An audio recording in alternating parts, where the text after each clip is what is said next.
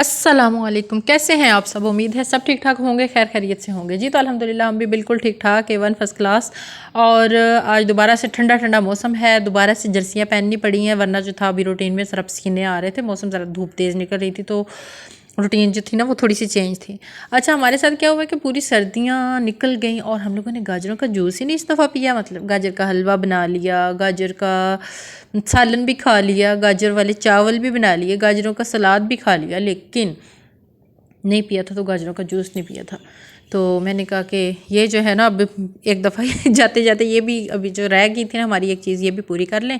सो यहाँ पे गाजरें जो थी ना मैंने इसीलिए वॉश कर रही थी कि गाजरें जो हैं वो वॉश करके इनका जूस निकालते हैं। और जैसे गाजरों का जब जूस निकालना होता है ना तो मुझे उस मशीन में से ऐसे भरों की आवाज़ आती है, तो मुझे इतना ज़्यादा डर लगता है ना। तो मैं हमेशा ना गाजरें वगैरह वॉश करके छील छूल के इनके बाबा को कहती हूँ कि आप ये वाला काम कर दें, आपके गाजरों का जूस आप निकाल दें। सो यहाँ पे सब के लिए जो था ना वो गाजरों का जूस निकल आया। और यहाँ पे हम लोग वेट कर रहे थे काले नमक का कि काला नमक आए तो हम सब इसमें डाल लें और फिर फटाफट से गाजर का जूस पिए। अच्छा, इब्राहिम को पसंद नहीं आया था क्योंकि वो तो उसको शायद याद भी नहीं है टेस्ट। लास्ट टाइम भी उसको जब दिया था ना, मतलब लास्ट ईयर, तो तब भी वो कह रहा था कि मुझे ये अच्छा नहीं लग रहा, मुझे इससे वॉमिट आती है। तो उसको कल भी इतना कोई पसंद नहीं आया था। मैंने उसे कहा थोड़ा सा, फिर उसे हाँ बीच में मैंने ना वो डाल के दिया ऑरेंज जूस और ज़्यादा डाल दिया, उससे फिर उसको ज़रा टेस्ट अच्छा लगा तो फिर उसने खुश होकर पी लिया था। अच्छा, यहाँ पे जी नेक्स्ट डे जो है बच्चे आज मतलब कि आज बच्चे जो हैं वो स्कूल जा चुके हैं और बच्चों के जाने के बाद फिर मेरा काम स्टार्ट हो जाता है कि भी बच्चे चले गए हैं तो घर के काम शाम कर लें। तो रूटीन तो वैसे ये होनी चाहिए कि सुबह सोकर उठ के जो बंदा उठता जा रहा है वो अपना अपनी रज़ाई जो है ना वो फ़ोल्ड करता जाए, लेकिन ऐसा नहीं है। बस सब उठ के फटाफट वज़ू करके नमाज़ पढ़ना शुरू हो जाते हैं, उसके बाद रज़ाइयाँ वहीं की वहीं पड़ी रह जाती हैं। तो फिर बाद में मुझे जब ये लोग चले जाते हैं या फिर कभी घर पे ही होते हैं तो तब जो है ना मैं समेटती हूँ, मतलब नाश्ता बनाने के बाद। सो यहाँ पे नाश्ता वगैरह बना के दिया, बच्चों को लंच वगैरह दिए, वो चले गए हैं। और यहाँ पे जो है मैं फिर शुरू हो गई हूँ घर के रूटीन के काम। सबसे पहले बिस्तर वगैरह समेटे, फिर अपना ज़ल्फ़ा लोगों के रूम में उन्होंने बेड पे काफ़ी ज़्यादा ही फैलावा होता है उनका डेली। उन्होंने वो जो कुछ खाना होता है वो रैपर्स के पिल्लों के नीचे से निकल रहे होते हैं, कपड़े चेंज करने हैं तो वो जाते हुए।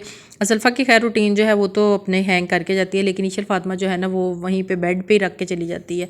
तो इब्राहिम के तो मैं खुद चेंज करती हूँ, कभी कभी इब्राहिम खुद भी कर लेता है, तो उसके तो ज़ाहिर है मैंने ही समेटने होते हैं। तो लेकिन बच्चों की ना ये आदत होनी चाहिए कि बच्चे जो हैं वो साथ साथ ही अपने इस तरह के छोटे छोटे काम जो है ना वो करें। लेकिन ना अगर तो मैं सामने हूँ फिर तो बड़े अच्छे अच्छे से करते हैं, लेकिन लेकिन जब नहीं होती ना तो फिर इनको मौका मिल जाता है, कोई बात नहीं अम्मा है नहीं, तो हम लोग ना जिधर दिल चाहता है रैपर फेंक देते हैं, जिधर दिल चाहता है कपड़े फेंक देते हैं।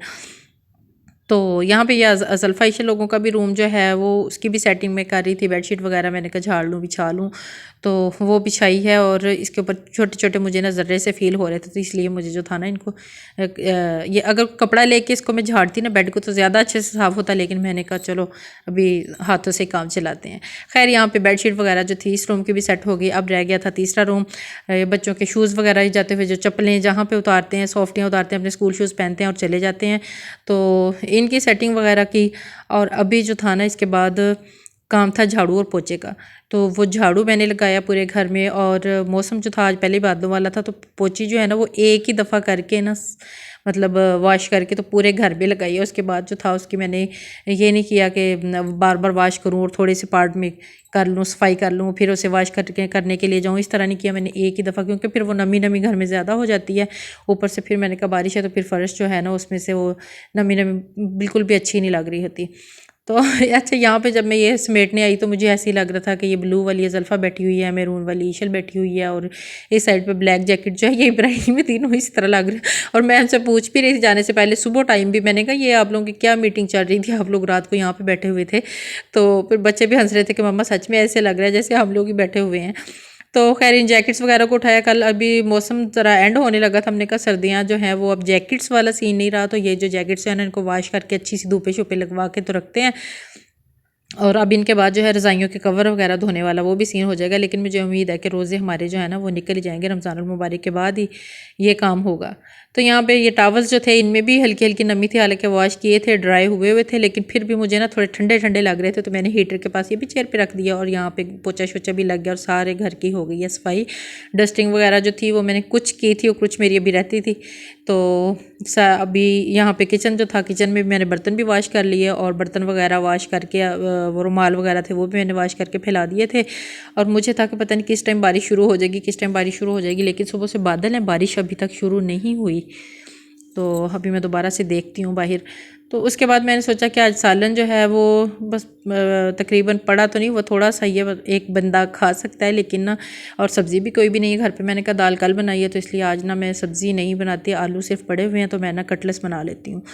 सो मैंने एक साइड पे ये आटा जो था वो गूंदना शुरू किया, तो दूसरी साइड पे मैंने कहा जब तक आटा जो है ना ये गूंद के मैं थोड़ी देर के लिए ना रखती होती हूँ। उससे क्या होता है कि बाद में उसमें वो जो लेस सी है ना वो बन जाती है, उससे आटा जो है वो चिपक सा जाता है और सही हो जाता है। मतलब रोटी जो है ना वो बनाओ तो वो बार बार टूटती नहीं है। लेकिन हमारा आटा जो है ये शायद इतना मुझे ये वाला अच्छा नहीं लगा। इस दफ़ा जो लेके आए थे इसकी ना रोटी काली काली सी बनती है, और वैसे भी जिस तरह आटे में जान ही नहीं होती, रोटी टूटती बहुत ज़्यादा है। शायद इसमें जो ज़्यादा है, अगर तो जो है तो वो तो एनर्जी वाली चीज़ होती है, वो तो चलें सही है, लेकिन ये है कि पता नहीं रोटी बड़ी ब्लैक ब्लैक सी बनती है। तो यहाँ पे जो है ना वो आटा मैंने गूंद के एक साइड पे थोड़ी देर के लिए रख दिया था, और दूसरी साइड पे मैंने ना आलू वगैरह जो थे वो भी वॉश किए, और उनको काफ़ी ज़्यादा मिट्टी लगी हुई थी। तो इधर से अभी मैं वो वॉश कर रही थी तो इब्राहिम साहिब आ गए। तो इब्राहिम को मैंने कपड़े वगैरह निकाल के दिए, मैंने कहा आप चेंज करें तो मैं वो वाला काम कर लूँ, किचन वाला भी जाके। लेकिन ये जो था इसको ये कह रहा था मैंने कल एरोप्लेन्स बनाए थे मेरे, वो एरोप्लेन्स मुझे चाहिए, वो जिस तरह हम लोग छोटे होते पेज के बनाते होते थे ना, इसने कंप्यूटर पेपर्स के बनाए हुए थे 2-3 एरोप्लेन, और मैंने डाल दिए डस्टबिन में। अब ये आके पूछ रहा था तो मैंने कहा पता नहीं बेटे, मुझे तो इधर ही कहीं होंगे। तो ये यहाँ पे ढूंढ रहा है, लेकिन मैंने तो वो फेंक चुकी हूँ। अच्छा, यहाँ पे फिर जो था मेरा वो आलू जो थे वो वॉश करके मैंने कुछ कट करके बॉयल होने के लिए रख दिए, और साथ साथ ये आटा भी जो था ना अब ये बेहतर हो गया था। ये देखिए इसको गूंदने के बाद भी ना इसमें लेस उतनी नहीं आती जैसे नया नया आटा हो, कुछ इस तरह का है। तो बस ये थी हमारी आज की वीडियो। अगर आपको अच्छी लगी हो तो please like share and subscribe. Okay जी, टेक केयर, अल्लाह हाफिज़।